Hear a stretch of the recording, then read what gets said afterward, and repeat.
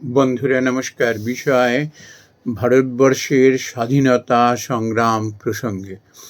বন্ধুরা, আগামীকাল ২৬শে জানুয়ারি প্রজাতন্ত্র দিবস।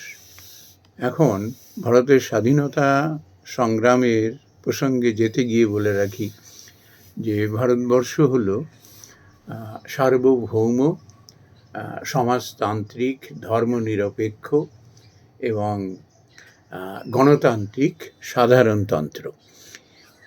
১৯৩৫ সালের ভারতবর্ষের যে আইন ছিল ভারত সরকারের, তার পরিবর্তে ১৯৫০ সালের ২৬শে জানুয়ারি যে আইন ভারতবর্ষের মাটিতে প্রবর্তিত হলো, সেই উপলক্ষে আগামীকাল সেই প্রজাতন্ত্র দিবসের সেই মহাস্মরণকাল, মহা আনন্দের দিন।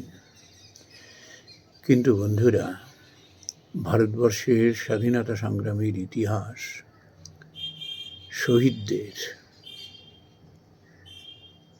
জীবন কথা, যারা স্বাধীনতা সংগ্রামের জন্য লড়ে হয়তো কিছুকাল আগ পর্যন্ত বেঁচে ছিলেন বা কেউ হয়তো এখনো বেঁচে আছেন, তাদের আত্মত্যাগের কথা যখনই মনে হয় না, তখন নিজেদের এত ঋণবদ্ধ বলে মনে হয় যে আমরা কি দিতে পারলাম ভারতবর্ষের জন্য। আজকে এদের জন্যই তো আমরা স্বাধীন দেশের বাতাবরণে আমরা শ্বাস প্রশ্বাস নিচ্ছি, স্বাধীনভাবে কথা বলতে পারছি, স্বাধীনভাবে মত প্রকাশ করতে পারছি। ইংরেজ শাসনে তো এটি ছিল না। এখন প্রশ্ন হলো বন্ধুরা, দেশ আগে না দশ আগে? বন্ধুরা, অবভিয়াসলি দশ। আপনি আমি মনে করুন একটা ভালো জায়গায় বসবাস করছি, যতক্ষণ পর্যন্ত সেই দেশের যারা শাসনকর্তা রয়েছেন সব ঠিকঠাক করে তারা পরিচালনা করছেন, সাধারণ মানুষের কোনো স্বাধীনতা তারা হস্তক্ষেপ করছেন না, তাদের সুখ সুবিধা নিরাপত্তার দিকে তাদের সজাগ রয়েছে, ততক্ষণ পর্যন্ত কিন্তু দেশের প্রশ্ন আসে না, আসে হলো দশের, তারা কত সুখে আছে। কিন্তু যখন কোনো অত্যাচারী শাসকের হাতে ক্ষমতা চলে আসে, যার উদ্দেশ্যই হলো জনগণের উপরে পীড়ন করা, শাসনের নামে তাকে শোষণ করা, তখনই কিন্তু মানুষ জেগে ওঠেন।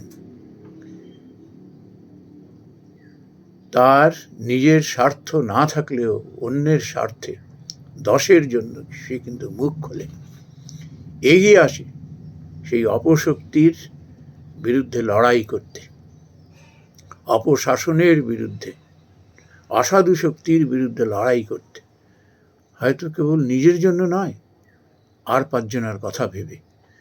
এই তখনই এসে যায় দেশের কথা। দেশটাকে স্বাধীন করবার জন্য, স্বাধীনভাবে বসবাস করবার জন্য তখন মানুষ কিন্তু জেগে ওঠে, তারা লড়াই করে। ঠিক ভারতবর্ষের বুকেও এটি ঘটেছিল। ইংরেজ শাসনের এই শোষণ ক্রমাগত বাড়তে শুরু করল, মানুষের উপর অত্যাচার, সাধারণ মানুষের উপরে পীড়ন।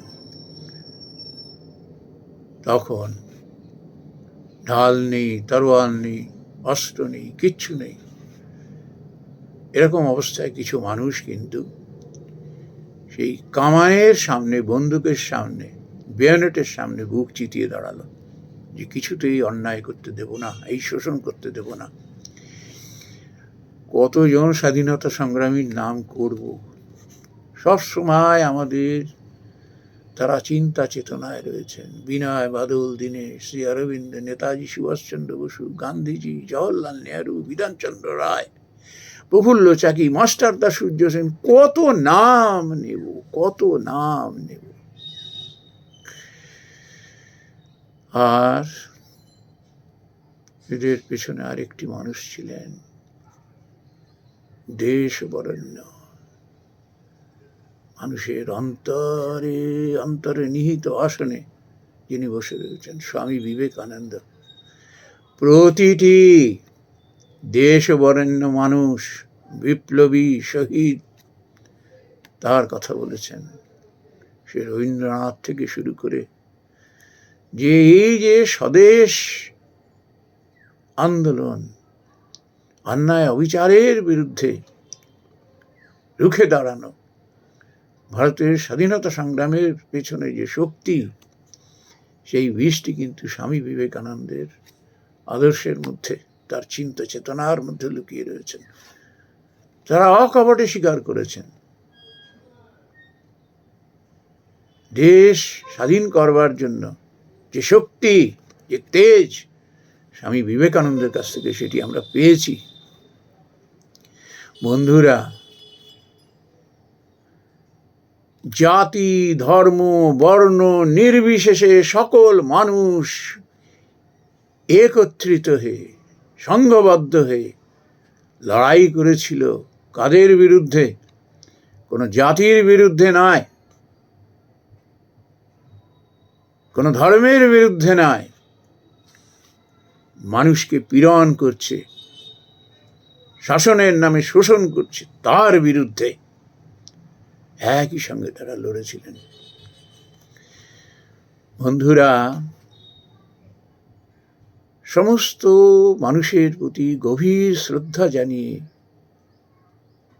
জাতি ধর্ম নির্বিশেষে যারা এই স্বাধীনতা সংগ্রামের জন্য প্রাণ দিয়েছেন, অত্যাচার সয়েছেন আর আমাদের স্বাধীনতা দিয়েছেন, তাদের চরণে অবনত হয়ে আজ স্বীকার করতে হয় এই বাংলার কথা। বন্ধুরা, আমাদের দেশে দুটি ভারী চমৎকার জায়গা আছে, জানেন। আমি মনে করি যে ছাত্রছাত্রীদের এই দুটো মহা তীর্থস্থান দর্শন করানোর প্রয়োজন আছে। একটি হলো সেলুলার জেল আন্দামানের, আর একটি হলো এই কলকাতার বুকে আলিপুর সেন্ট্রাল জেল, যেটা এখন মিউজিয়ামে পরিণত হয়েছে। খুব কাছাকাছি বলতে আলিপুর সেন্ট্রাল জেল, আর একটু দূরে সেলুলার জেল আন্দামানে। বন্ধুরা, আমি এই জন্য বলছি, ছেলেমেয়েরা, আজকের প্রজন্মের, তারা একবার জানুক যে স্বাধীনতা সংগ্রাম এমনি এমনি মানুষের মধ্যে, রক্তের মধ্যে ঢুকে যায়নি। স্বাধীনতা অর্জন করা যে কি কঠিন কাজ, কি আত্মত্যাগ, কি বলিদান, কি পীড়ন, কি রক্তপাত, কি প্রাণ ত্যাগ, এটি তারা দেখুক। আমি সেলুলার জেলে গিয়ে দেখি কতগুলো ফলক, তার মধ্যে 5টা ফলকের মধ্যেই সমস্ত বাংলার বিপ্লবীদের নাম, তার সঙ্গে সঙ্গে সারা ভারতবর্ষের সমস্ত প্রদেশের বিপ্লবীদের নাম। প্রত্যেকটি কক্ষ ঘুরে ঘুরে দেখে বুঝেছিলাম যে কি অমানুষিক অত্যাচার, পীড়ন তারা সয়েছিলেন দেশ স্বাধীনের জন্য। তারপরে আলিপুর সেন্ট্রাল জেল, একবার কক্ষে ঘুরে ঘুরে দেখুন, ছেলে মেয়েদের দেখান,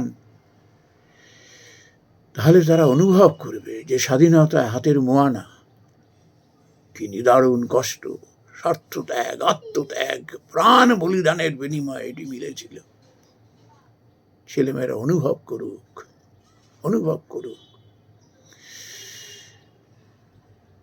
আজকাল প্রজন্মের ছেলে মেয়েদের এদের কোনো দোষ না, আমরা সেই চেতনা তাদের মধ্যে জাগিয়ে দিতে পারছি না। সার্বজনীকভাবে এটি যদি করতে পারি না, তাহলে দেখব দেশ ও দশের জন্য শোষণের বিরুদ্ধে, অপশাসনের বিরুদ্ধে এরা কিভাবে লড়াই করতে শেখে। এদের থেকে তারা শিখবে, এদের থেকে তারা দেশকে সমৃদ্ধশালী করে তুলবে। বন্ধুরা, আগামীকাল প্রজাতন্ত্র দিবস কামনা করি। ভারতবর্ষের সংবিধান যেন অক্ষত থাকে, সেই সংবিধানের যেন আমরা উপযুক্ত মর্যাদা দিতে পারি।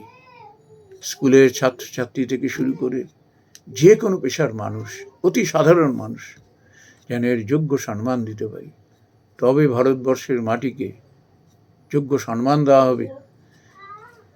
যারা দেশের জন্য, দেশ স্বাধীন করবার জন্য প্রাণ বিসর্জন দিয়েছেন, অত্যাচার সয়েছেন, তাদের উপযুক্ত সম্মান দেওয়া হবে যদি তাদের আদর্শকে আমরা গ্রহণ করতে পারি।